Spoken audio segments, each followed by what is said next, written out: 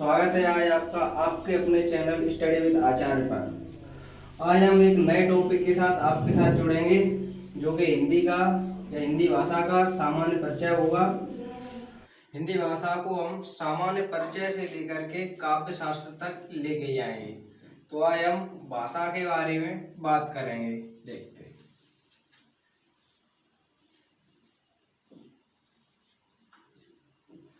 भाषा जो शब्द है ये भाष धातु से बना हुआ है,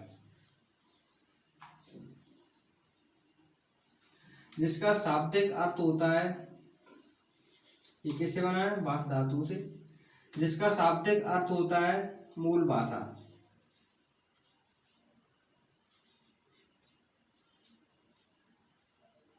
जिसका शाब्दिक अर्थ मूल भाषा से है। और मूल भाषा का नाम लेते ही आपके मन में एक प्रश्न आ जाना चाहिए, मूल भाषा क्या? संस्कृत।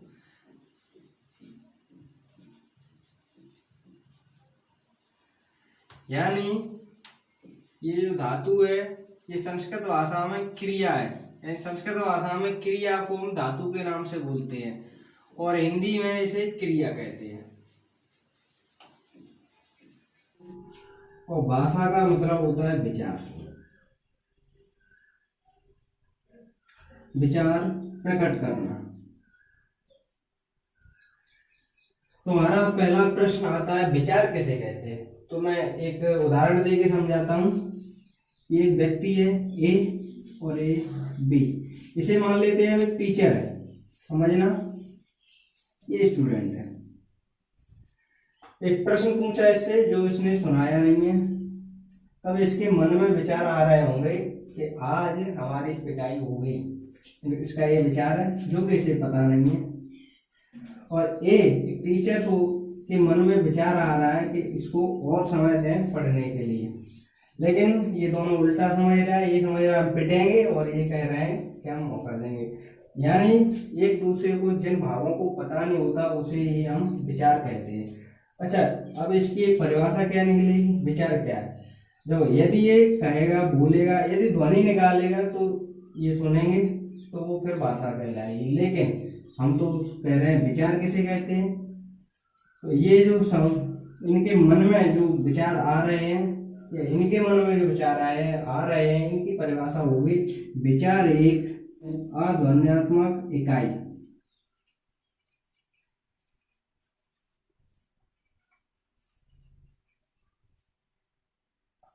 मतलब विचार क्या होगा? आ माने नहीं, आ माने नहीं मतलब जो नहीं है, ध्वन्यात्मक माने ध्वनि, यानी जिन भावों में ध्वनि नहीं है उसे हम बोलते हैं विचार।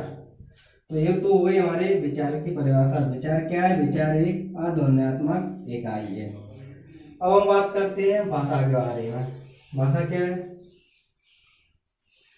अब देखते हैं, फिर हम इसी ए और बी को बात करते हैं। इस ए को कुछ बोलना है इनसे, बी से जो कि स्टूडेंट है। अब इसे बोलने के लिए हम जिस माध्यम का उपयोग करेंगे उसे ही हम भाषा कहेंगे। एक परिभाषा लिखते हैं इसकी भी। कोई व्यक्ति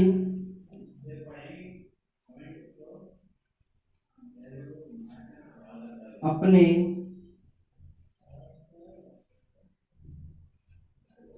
विचारों को जिन ध्वनि,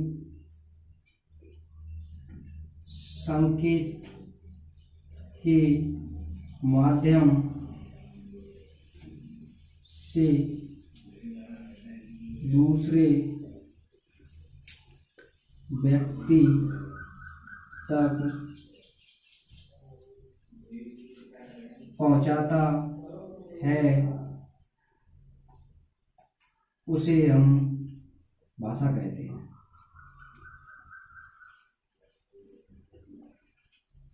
ये तो हो गई हमारी परिभाषा, लेकिन हमें इतनी लंबी परिभाषा याद करने की जरूरत नहीं है। हम तो थोड़े से शब्दों में जानेंगे कि अपने विचारों या भावों को किसी व्यक्ति तक जिस माध्यम से पहुंचाया जाता है उसे हम भाषा कहते हैं।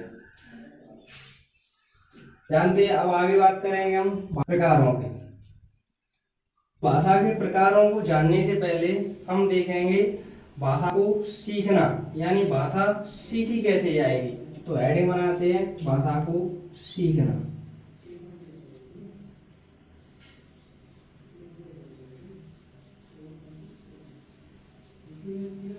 भाषा सीखने के लिए हमें क्या क्या आवश्यकता होती है। तो सबसे पहले तो हमें भाषा सीखने की जिज्ञासा होनी चाहिए।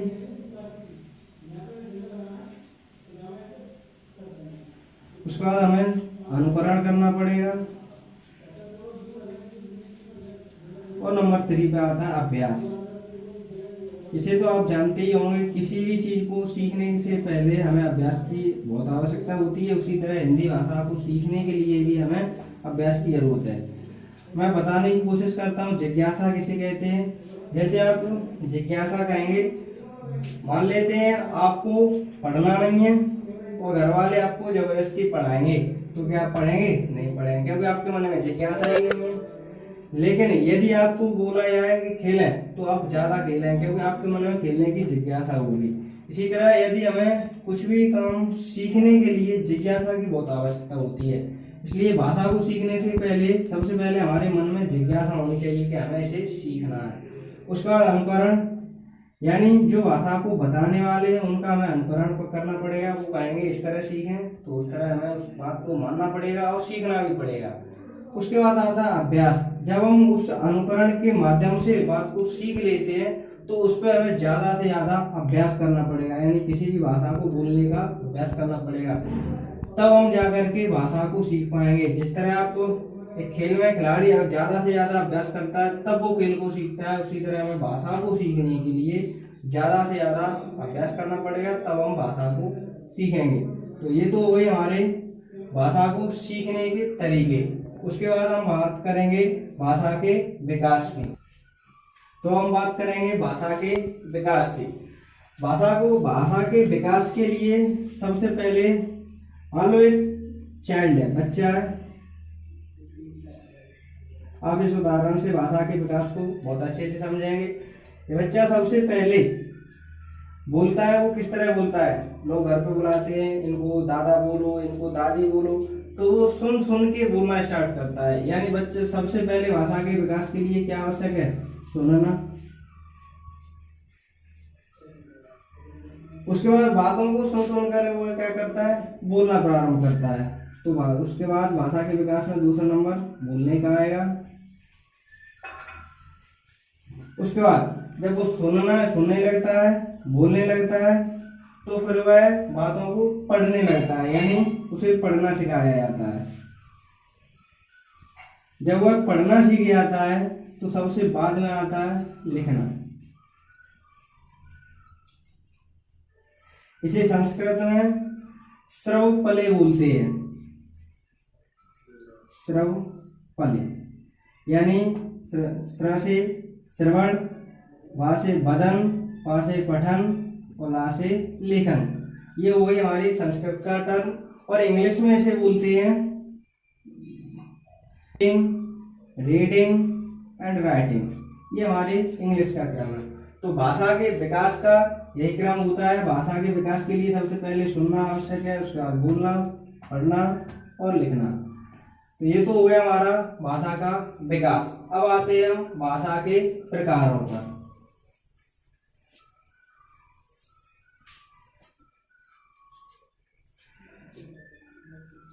भाषा के कई सारी किताबों में 2 प्रकार दिए होते हैं, लेकिन हम 3 प्रकारों के बारे में बात करेंगे।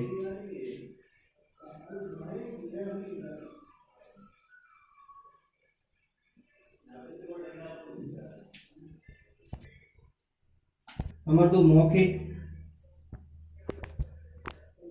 और नंबर 3 सांकेतिक।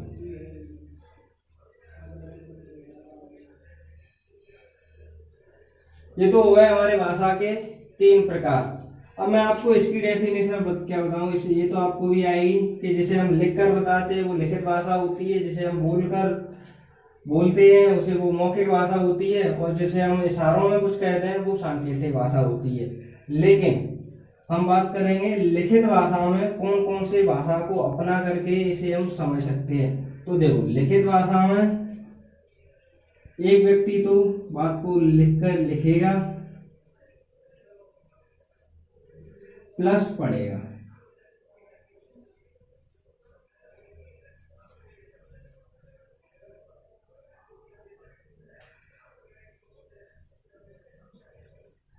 यानी मौखिक लिखित भाषा को कैसे समझ सकते हैं, लिखकर और पढ़कर, तब हम लिखित भाषा को समझेंगे। यदि वह लिखी रखी है, हमें क्या पता क्या है, पहले लिखकर लिखी हुई भाषा को हम पढ़ लेंगे तभी तो हम समझ पाएंगे लिखित भाषा को। तो लिखित भाषा में इन दो भाषा के तरीकों का उपयोग करते हैं। मौखिक में बोलकर तो सुनकर।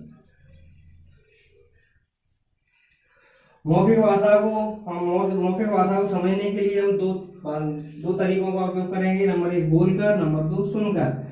यदि कोई बोल रहा है, मान लो आपको सुनाई नहीं देता है, तो क्या आप उस मौखिक भाषा को समझ पाएंगे? नहीं समझ पाएंगे। इसी तरह मौखिक भाषा को सुनने के लिए या समझने के लिए हम दो तरीकों का उपयोग करेंगे, जैसे 1 बोलकर और नंबर 2 सुनकर। और ये होती है हमारी सांकेतिक भाषा, जिसे हम केवल और केवल देखकर समझ सकते हैं। अब मैं एक थोड़ा सा प्रश्न करूं, आप बता सकते हैं कि इसमें कौन सी भाषा सबसे कठिन होगी और कौन सी भाषा सबसे सरल होगी?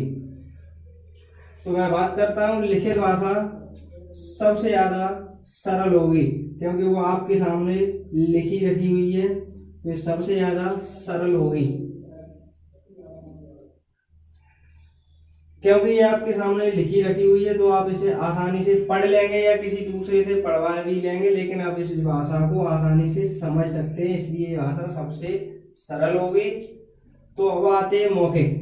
ये ना तो सरल है और ना ही कठिन है, क्योंकि मौखिक भाषा को हम सुनकर थोड़ा बहुत समझ सकते हैं। आपको बेशक इंग्लिश ना आती हो, फिर भी कोई बोल रहा हो, आप उसके भाव से भी समझ लेते हैं, इसलिए इस भाषा को दूसरे नंबर पर रखते हैं कि ये ना तो सरल भी नहीं है तो ये कठिन भी नहीं है। हिंदी आपके सामने कोई कितनी भी अच्छी बोलता हो और आपको हिंदी का कोई व्याकरण नहीं पता, फिर भी आप हिंदी समझ लेंगे, इसलिए इस भाषा को हम थोड़ी सरल भाषा बोलेंगे। उसके बाद आती है सांकेतिक भाषा। ये सबसे ज्यादा कठिन होती है। मैं बताऊं कैसे? देखो, दो दोस्त हैं और एक जो दोस्त है उससे एक दोस्त ने बोल दिया है कि मैं तुझे बुलाने आऊंगा और मैं आपके दरवाजे पर आकर के 2 बार ताली बजाऊंगा, आप बाहर आ जाना। ठीक है, ऐसा ही होगा। और वो पहुंचा घर, क्योंकि उसने ऐसा इसलिए बोला था, उसके पिताजी बाहर जाने नहीं देंगे। तो वो गया, उसने 2 बार ताली बजाई। उसके पिताजी ने क्या समझा, पता नहीं कोई ताली बजा रहा होगा, लेकिन उसके बच्चे के लिए तो वो एक सांकेतिक भाषा थी और उसे पता चलेगा कि दोस्त आ चुका और वो बाहर आ गया। तो ये होती है हमारी सांकेतिक भाषा। अच्छा, एक दूसरा उदाहरण देता हूं मैं। मान लो मैंने इस तरह किया, इस तरह, तो हमारे 2 लोग हैं, 2 मित्र हैं। एक से मैंने बोल दिया कि मैं जैसे ही ऐसे करूंगा आप समझ लेना कि मेरा जो काम है वो पूरा हो चुका है। तो मैंने जैसे ही इस तरह करेगा तो वो आसानी से समझ लेगा कि मेरा जो कार्य था वो पूरा हो गया। और दूसरा दोस्त क्या समझेगा, कुछ नहीं, वो ये बोलेगा ये तो मुझे अंगूठा दिखा रहा है। तो ये सांकेतिक भाषा सबसे कठिन होती है। तो आज के लिए इतना ही रखते हैं, आगे हम कंटिन्यू करेंगे क्लास को। यदि आपको ये वीडियो अच्छा लगा हो तो इसे लाइक और कमेंट अवश्य करें। धन्यवाद।